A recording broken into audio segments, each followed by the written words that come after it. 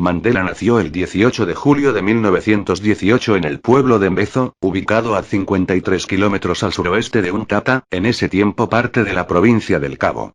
Fue bautizado con el nombre de Rolilala, palabra de origen xhosa que significa alar la rama de un árbol que podría ser interpretado como alborotador. Aunque años después sería conocido por el nombre de su clan, Maliba. Con el objetivo de convertirse en consejero privado para la Casa Real Tembu, Mandela inició su educación secundaria en Enkobo en el Instituto Clarkebury Boarding, cuyo sistema era de educación occidental, aparte que era la mayor escuela para africanos de raza negra en Tembulandia. El ambiente igualitario del instituto le hizo dejar atrás su carácter aristocrático, por lo que llegó a tener por primera vez a una joven entre sus amistades. También practicó deportes e inició su pasión por la jardinería. Al conseguir su certificado de estudios del primer nivel de secundaria en 2 años, cuando retornó al Palacio de Mkhekezueni en el mes de diciembre de 1940, Mandela se enteró que Jongintaba había arreglado un matrimonio concertado para él y Justice. Sorprendidos, ambos decidieron huir a Johannesburgo tomando el camino de Kempston, y llegaron en el mes de abril de 1941. Allí Mandela encontró trabajo como celador nocturno en el complejo minero Crown Mines, en lo que era su primer vistazo al capitalismo en Sudáfrica, pero fue despedido cuando su jefe descubrió que era un fugitivo. Cuando estaba alojado en la casa de un primo en George Watts Township, fue presentado al agente de bienes raíces y activista del NA, Walter Sisulu, quien le aseguró un puesto como aprendiz en la firma de abogados Witkin, Sidelsky y Edelman. Dicha firma era dirigida por el judío de ideas liberales Lazar Sidelsky, a quien simpatizaba la causa del NA.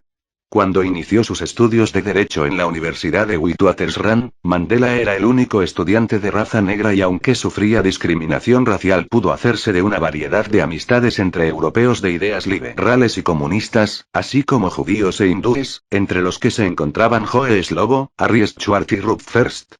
Cuando se unió a las filas del NA, Sisulu ejercía mucha influencia sobre su persona y pasaba gran parte de su tiempo con otros activistas en la casa del mismo Sisulu, ubicada en Orlando en el área urbana de Soweto, entre los que estaba Oliver Tambo. El puesto dejado por Zuma en el Comité Ejecutivo Nacional del NA fue tomado por Mandela en marzo de 1950. Ese mismo mes, la Convención para la Defensa de la Libertad de Expresión tuvo lugar en Johannesburgo, a la que acudieron africanos, hindúes y comunistas, quienes hicieron un llamado a la huelga general contra el apartheid. Mandela se opuso a esta medida porque no estaba dirigida por el NA. Pese a esto, muchos trabajadores de raza negra tomaron parte de ella, lo que causó la represión de la policía y la entrada en vigencia de la ley de supresión del comunismo, lo que afectó la actividad de los agitadores. Mandela había llegado a la conclusión que el NA no tenía otra alternativa que la resistencia armada, después de haber tomado parte de una fracasada protesta, en febrero de 1955, contra la demolición de Sophia-Town, un suburbio de Johannesburgo poblado por entero de familias de raza negra. Por tanto, recomendó a Sisulu que solicitara armamento al gobierno de la República Popular de China, el cual pese a que apoyaba el movimiento anti-apartheid creía que no estaban lo suficientemente preparados para una guerra de guerrillas. Para ese tiempo, junto al Congreso Indio Sudafricano, el Congreso de los Ciudadanos de Origen Mixto, el Congreso de Sindicalistas y el Congreso Sudafricano de los Demócratas, el NA preparó el Congreso Popular de 1955 que hizo un llamado a todos los sudafricanos para que enviasen propuestas para una etapa post-apartheid. En base a las respuestas, una carta de libertad fue escrita por Rusty Bernstein en la que se pugnaba por la creación de un Estado democrático y no racista, más la nacionalización de la industria. El documento fue aceptado en el mes de junio de 1955 durante una conferencia desarrollada en Kliptown a la que acudieron 3.000 delegados, pero que fue disuelto por la policía.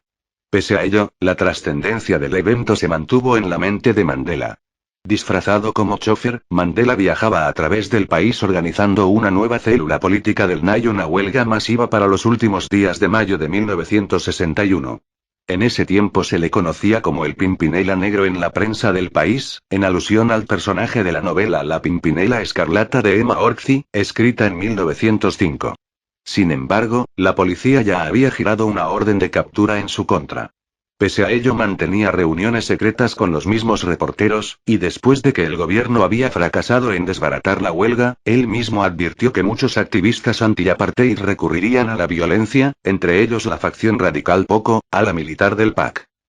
De hecho, creía que el NA debía formar su propio grupo armado, por lo que convenció de esta medida radical a otras agrupaciones aliadas y al líder del NA, Albert Luthuli, quien por el contrario se oponía a cualquier acción violenta. Inspirado en el movimiento 26 de julio de Fidel Castro, en 1961 Mandela fue cofundador de Umkhonto we Sizwe, la Lanza de la Nación, conocida también por las siglas MK, junto al líder del Sagjoe Slobo y también Walter Sisulu. Como cabecilla del grupo, comenzó a instruirse de literatura clandestina sobre guerra de guerrillas de autores como Mao Zedong y Ernesto Che Guevara. Aunque la organización nació separada del NA, en años posteriores la MK se convirtió en su brazo armado. El 5 de agosto de 1962, la policía capturó a Mandela junto a Cecil Williams cerca de Owick. Varios han sido los sospechosos de haber informado a la policía del lugar donde se encontraba Mandela, entre ellos el periodista G.R. Naidoo, individuos de raza blanca del Partido Comunista Sudafricano y la misma CIA, aunque Mandela nunca consideró creíbles estas aseveraciones y por el contrario atribuyó su arresto a su propio descuido. Acerca de la CIA, el biógrafo oficial de Mandela, Anthony Sampson, ha sostenido que esa conjetura no ha tenido fundamento. Mandela y los otros sentenciados fueron trasladados desde Pretoria a la prisión ubicada en la isla Robben, donde permanecerían por 18 años. Él se encontraba aparte de los reos comunes ubicados en la sección B, y fue confinado en una celda húmeda de 2,4 m de alto por 2,1 m de ancho con una estera de palma para dormir. Los prisioneros del proceso de Rivonia trabajaban picando piedra para obtener grava, y eran constantemente agobiados por los insultos verbales y agresiones físicas de los guardias, todos de raza blanca. Hasta que fueron transferidos a una mina de cal. Al principio a Mandela no se le permitía usar gafas de sol, por lo que el resplandor de la cal le dañó su visibilidad. Mandela realizó un viaje a lo largo y ancho de África, en el que se reunió con simpatizantes y políticos en Zambia, Zimbabue, Namibia, Libia y Argelia, y continuó en Suecia donde se encontró con Oliver Tambo, y después partió a Londres donde se hizo presente en el concierto Nelson Mandela, tributo internacional para una Sudáfrica libre que tuvo lugar en el estadio de Wembley. En esa travesía, instó a los gobiernos a que apoyasen las sanciones contra el gobierno pro-apartheid. En Francia fue recibido por el presidente François Mitterrand. En la Ciudad del Vaticano por el Papa Juan Pablo II. Y en el Reino Unido por Margaret Thatcher. En los Estados Unidos se reunió con el presidente George W. Bush, pronunció discursos en ambas cámaras del Congreso y visitó 8 ciudades, siendo recibido con entusiasmo por la comunidad afroamericana. En Cuba visitó al presidente Fidel Castro, de quien fue ferviente admirador y cuya relación terminó en amistad. Con las elecciones generales programadas para el 27 de abril de 1994, el NA inició su propia campaña, por lo que abrió 100 oficinas electorales y contrató al consultor Stanley Greenberg. Greenberg organizó los foros populares en todo el país, en los que Mandela se hacía presente. Para entonces ya era una personalidad muy popular y de gran respeto entre los sudafricanos de raza negra. Además, el NA promovió el programa de reconstrucción y desarrollo con el que pretendía construir 1 millón de casas en 5 años, el establecimiento de la educación universal y el acceso a los servicios de agua y electricidad. El eslogan del partido era una mejor vida para todos, aunque no se explicaba en detalle cómo se llevarían a cabo estas propuestas. Con la excepción de los periódicos Weekly Mail y New Nation, en general la prensa sudafricana se oponía al triunfo de Mandela en las elecciones, pues temían permanentes conflictos étnicos, por lo que daban su apoyo al Partido Demócrata. También Mandela se esforzó en la búsqueda de apoyo económico para el NA, por lo que viajó a Norteamérica, Europa y Asia con el objetivo de entrevistarse con eventuales donantes, incluso con aquellos que habían apoyado al apartheid. Asimismo demandó una reducción de la edad mínima para los votantes, propuesta rechazada por el NA y que terminó siendo objeto de burlas. El primer acto político de la nueva Asamblea Nacional fue la elección de Mandela como el primer presidente de raza negra en la historia de Sudáfrica. La toma de posesión se realizó en Pretoria el 10 de mayo de 1994, que se transmitió a 1 billón de televidentes a nivel mundial. Al evento asistieron 4.000 invitados, entre los que estaban líderes mundiales de diferentes orígenes. Mandela encabezó un gobierno de unidad nacional dominado por el NA, sin experiencia alguna en decisiones gubernamentales, y era acompañado por los representantes del Partido Nacional Inkatha.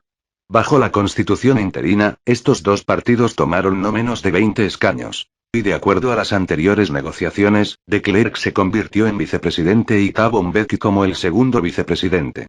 Aunque Mbeki no había sido su primera opción para el cargo, Mandela aumentó su confianza en él mientras transcurría la presidencia, por lo que le permitió disponer de la organización de ciertas políticas de Estado. Para Mandela la reconciliación nacional era su principal objetivo en su presidencia, como el protagonista que era de la transición de un país gobernado por una minoría bajo las políticas del apartheid, a una nación democrática y multicultural. Él estaba enterado de la ruina económica de otros países africanos que habían sido abandonados por las minorías de raza blanca en los años del poscolonialismo, por lo que se aseguró que la población de raza blanca sudafricana fuera protegida y se sintiera parte de la nación del arco iris. Por tanto, se encargó de crear una coalición en su gabinete lo más heterogénea posible, teniendo a de Klerk como su vicepresidente. Otros importantes partidarios del Partido Nacional ocuparon importantes cargos para los ministerios de Agricultura, Energía, Medio Ambiente y Minerales y Energía. Mientras Buthelezi fue nombrado para el cargo de ministro de Asuntos Internos. El gobierno de Mandela heredó un país con desigualdad económica y un servicio público que funcionaban muy diferente en comunidades donde dependía si la población era de mayoría blanca o negra. Con una población de 40 millones de habitantes, alrededor de 23 millones carecían de electricidad o servicios de salud pública. 12 millones no tenían agua potable. Y 2 millones de niños no asistían a la escuela en una sociedad donde el tercio de la población era analfabeta. Había 33% de desempleo, y poco menos de la mitad vivía bajo la línea de pobreza. Tomando como modelo a la propia Sudáfrica, Mandela exhortaba a otros países para que resolvieran sus conflictos a través de la diplomacia y la reconciliación. Hacía eco de las palabras de Mbeki por un renacimiento africano, y se mantenía muy preocupado por todos los problemas del continente. De hecho, realizó movimientos diplomáticos para derrocar a la junta militar de Sani Abacha en Nigeria, y posteriormente se convirtió en protagonista para que su régimen fuera sancionado al incrementar las violaciones a los derechos humanos. El texto definitivo de la nueva Constitución de Sudáfrica se acordó por el Parlamento en el mes de mayo de 1996, y en ella se instituyeron mecanismos para controlar a todo organismo político y administrativo en el marco de una democracia constitucional. No obstante, de Klerk se opuso a la aprobación de esta ley fundamental, por lo que se retiró de la coalición gubernamental en protesta. Después de sufrir una prolongada infección respiratoria, Nelson Mandela murió el 5 de diciembre de 2013 a la edad de 95 años. Falleció alrededor de las 20:50 hora de Sudáfrica, UT+2, en su hogar de Houghton, Johannesburgo, rodeado de su familia. Su muerte fue anunciada por el presidente sudafricano Jacob Zuma por la televisión. Para el 6 de diciembre Zuma declaró el duelo nacional por un período de 10 días, y anunció que el funeral se llevaría a cabo en el estadio Soccer City de Johannesburgo el día 10 del mismo mes. Declaró además el 8 de diciembre como el Día Nacional de la Oración y la Reflexión. Los restos de Mandela se expusieron entre el 11 y el 13 de diciembre en Union Buildings de Pretoria, mientras que el funeral de Estado se realizó el 15 de diciembre en Kumu. Se estima que alrededor de 90 representantes de diversos países se trasladaron a Sudáfrica para las ceremonias fúnebres. La herencia de Mandela, estimada en $4.1 millones, se repartió entre la viuda, familiares, empleados e instituciones educativas.